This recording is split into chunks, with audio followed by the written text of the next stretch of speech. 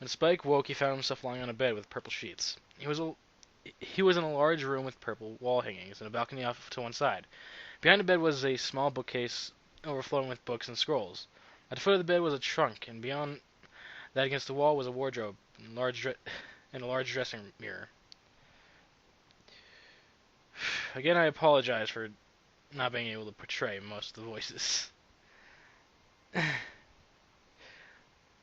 Welcome back, Spike. You had me scared for a while there, Princess Luna said. What happened? Where am I? He asked. You are in my personal chambers. You fainted, for lack of better term. The transformation took a lot of energy. Your subsequent flee from Ponyville and your emotional state did not help matters either, she informed him, sitting down next to the bed. Spike, what has happened? Spike was blushing at the knowledge that he was in Luna's bed. No one knows what happened to me. It's all very confusing. Tell me, Spike. And his tone was soft and gentle. I will listen. Spike told the princess everything. He told her about Twilight's sickness, the bite, and the reaction he received from Applejack, Pinky, and Fluttershy when they found out that the pony they saw before them was actually Spike. Luna couldn't help but chuckle slightly. If it's not funny, Princess, it was really embarrassing. I am sorry, but tell me, Spike, what is was not what that is not what is truly bothering you, is it? Luna asked him. That is not what brought you to the edge of the Overlook. No, I guess not, Spike confessed. It was Rarity. I love her, but I guess I didn't really know how she felt about me, he said, choking back fresh tears. She hates me, he bawled. She said I was just an annoying little reptile. She said my only use was lift and tote work. After all I've done for her, everything I've done to make her happy, all I am to her is free labor. Luna's heart went out to went out to went out to him. She climbed into the bed and lay next to him, wrapping a wing around the injured soul. Why does it hurt so much? Spike begged, tears streaming out of his emerald eyes. Shh. It'll be all right. A broken heart hurts more than some ponies know. And I'm sure Rarity does not truly mean the thing she said. You'll see, she said, trying to console him. Spike buried his face in Luna's shoulder, crying his eyes out. It'll be all right, I promise, she said, gently rocking back and forth and stroking his mane. A single tear rolled down her cheek. It wasn't long before Spike had cried himself to sleep. There was a quiet knock at the door. Luna used her magic to very carefully open the chamber entrance. Celestia walked in and shut the door behind her. She was much like your younger sister, except that she was much taller and white in color. Her mane and tail flowed in invisible currents like Luna's, but instead of blue-violet, Celestia's mane and tail was a pastel spectrum of pink, blue, green, and purple. Sister, some of the guards told me you brought a young stallion here to your room. I hope I'm not interrupting anything, but they told me he was unconscious. He is here, Tia, and he is sleeping. Please attempt to keep your voice down. Celestia approached the bed and saw the stallion's face snuggled into Luna's chest.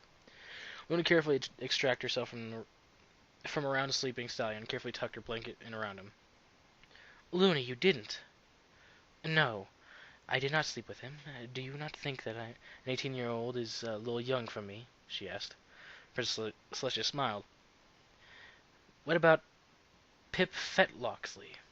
The poor dear is about to be heartbroken. Tia, Luna hissed quietly, if I ever get my hooves on the pony who wrote that book, I will. I do not know what I would do, but it would not be pleasant. Her sister chuckled lightly. No, Luna, it was just some mare looking for a quick couple of bits. You shouldn't take it so personally.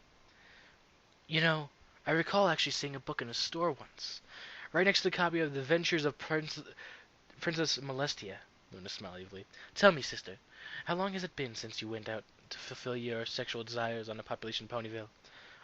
Your own student, even. Truly shocking. I will not dignify that slanderous publication with a response, she said in a huff. What's important at the moment is why this unconscious young stallion is in your bed.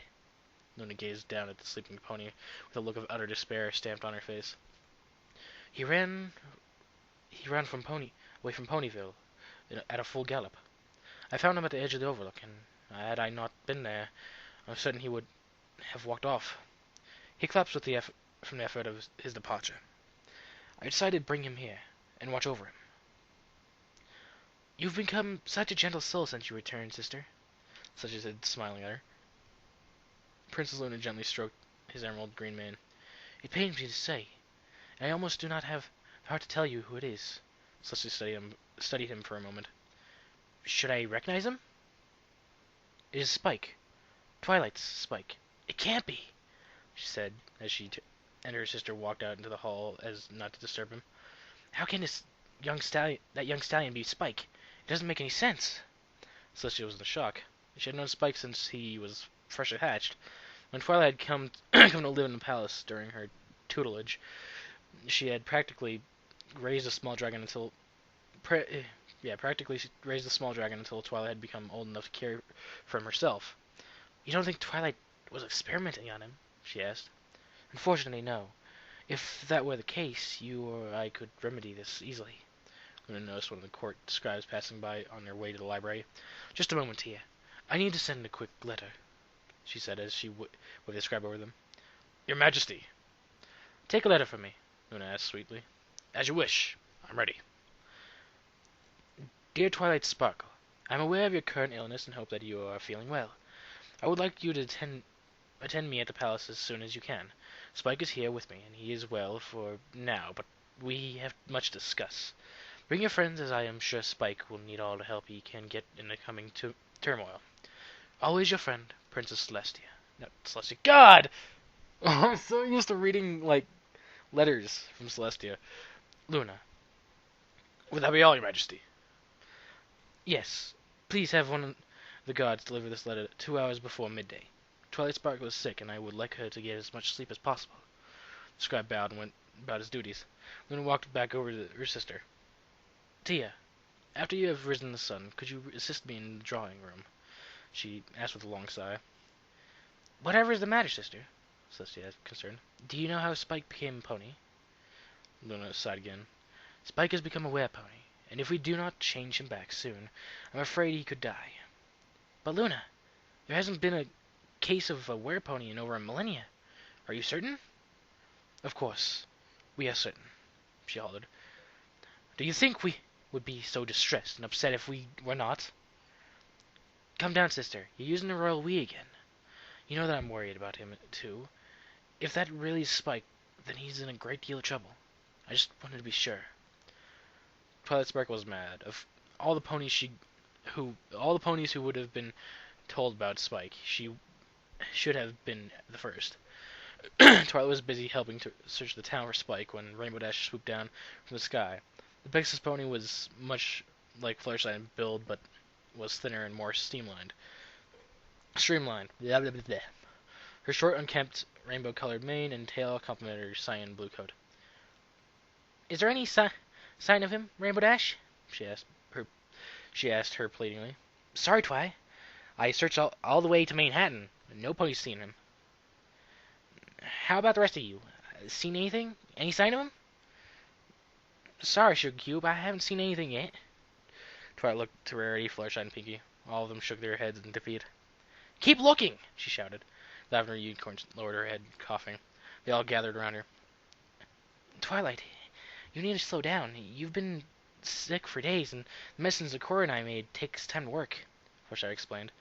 I've been reading about the illness. You're not completely well, and I'm afraid if you push yourself too hard, you could have a relapse. Thank you for your concern, Shy, but I feel fine. Thanks to you and Sakura. Right now, I'm more concerned with Spike, she said, coughing again. Twilight, I know you're still upset about all this, but please, I'm the one you should be mad at. I'm the one who caused him to run off, Rarity confessed, still hurt from what she had said that night. Twilight took a deep breath and let it out slowly. I know none of you intend for this to happen, but the fact of the matter is, I should have been told as soon as possible. I'm responsible for the little guy, and if anything happens to him, I don't know what I'd do. Twilight was close to crying when one of the white Pegasus royal guards flew down from the sky. Miss Sparkle, he said. He asked. Yes, sir, that's me, Twilight said, wiping her eyes. The courier gave her a letter and flew off. Who is it from? Rainbow asked. Twilight opened the letter and started reading it. It's from Princess Luna. She says that Spike is with her at the castle and that we all need to get there as soon as we can. Oh, I hope he is okay, Twilight said. The train to Camelot has already left, so we'll have to take my balloon. Let's go, Werepony. All six of the ponies headed for Twilight's balloon except for one. What tarnation are you waiting for, Rarity? We need to get going right now. Applejack asked. I can't go. I can't face him, not after what I said. Rarity ran, making a mad dash for her home at the Carousel Boutique. The other five charged after her. Rainbow! Applejack! Stop her before she gets inside! Twilight shouted. The two ponies raced ahead as fast as they could, tackled her to the ground. Twilight, Pinkie, and Fluttershy caught up to the other three. The Lavender Unicorn was breathing hard, her breath wheezing out of her. I'm sorry, Rarity, but you have to come too. If what Princess Luna said is true, he's going to need... Pardon me? Need all of us, and that includes you, she said, trying to catch her breath. I can't help him, she said, lying there in the dirt.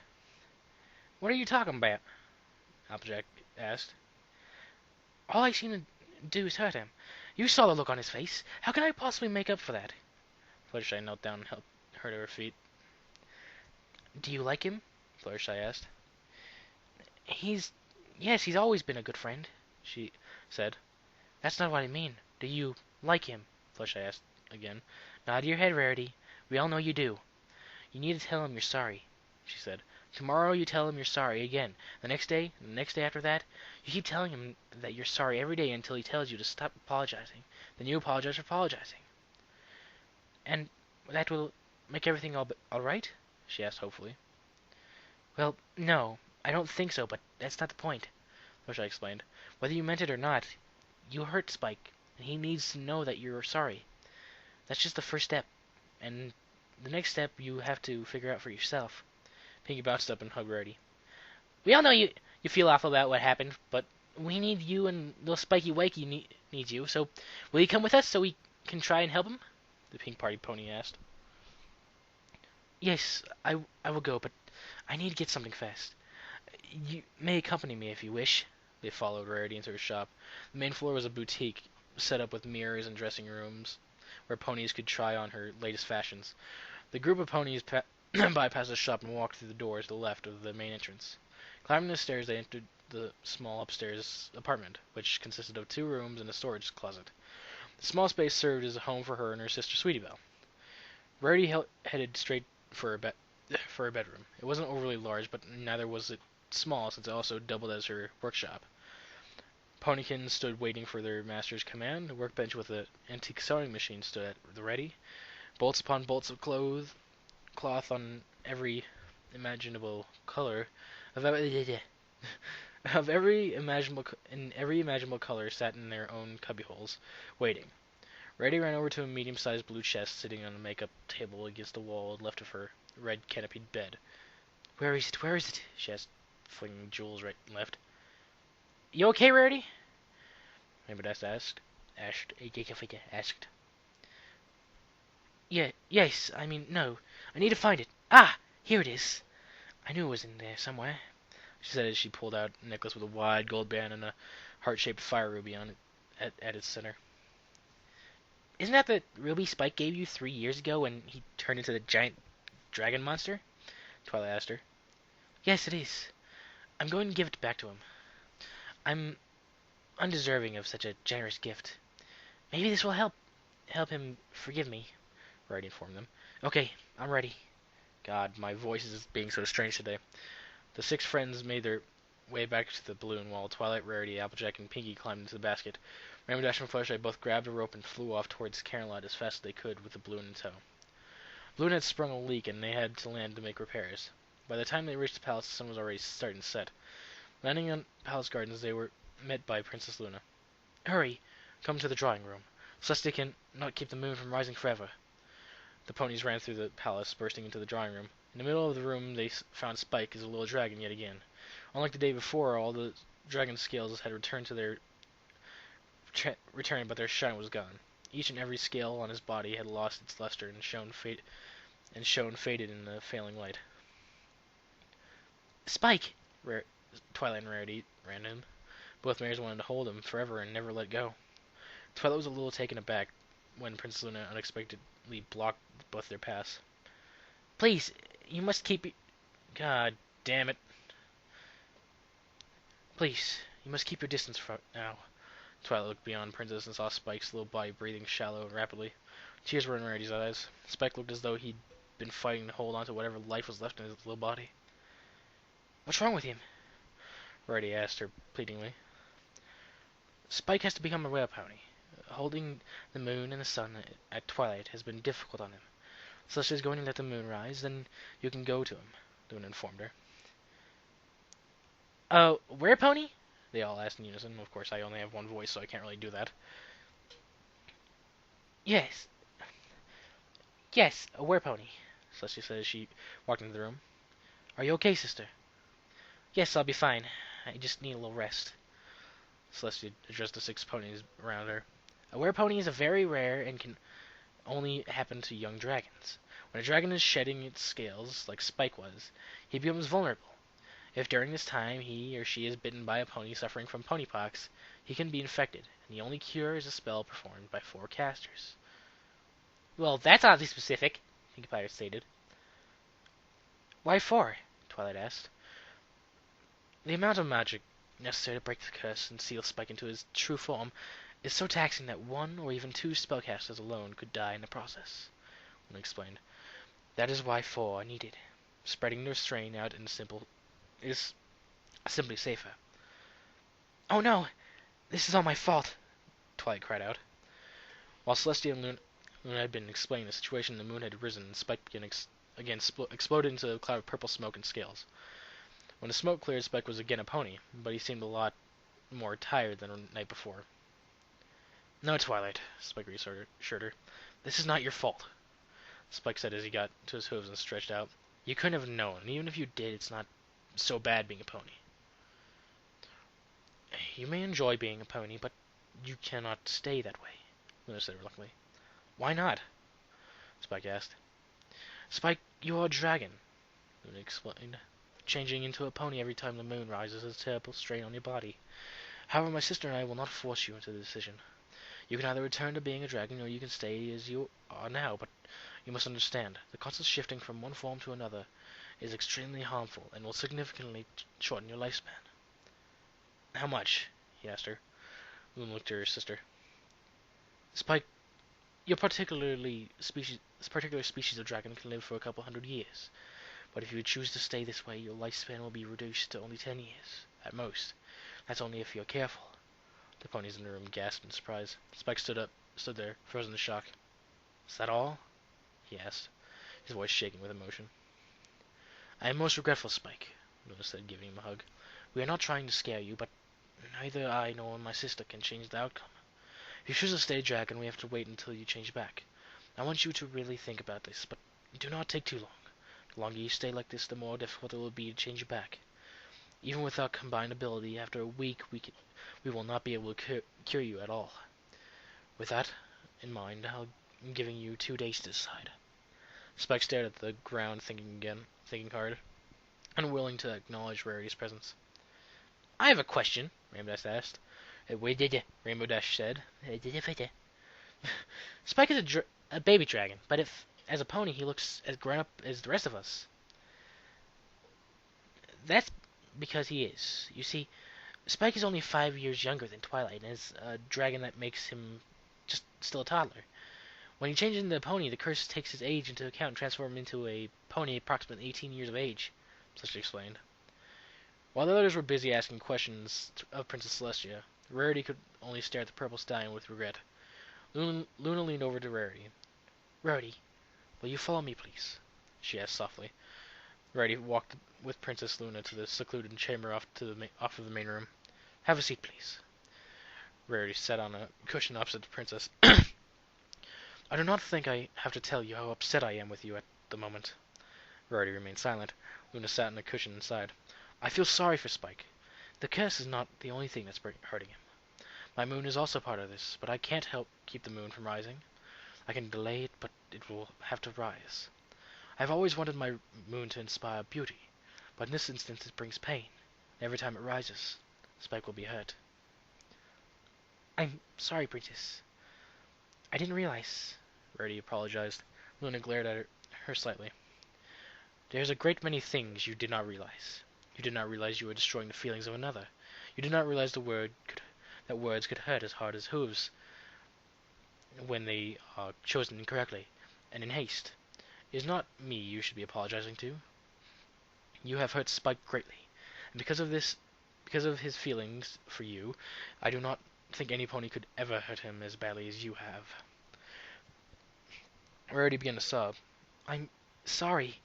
I didn't know what I was saying, Rarity confessed.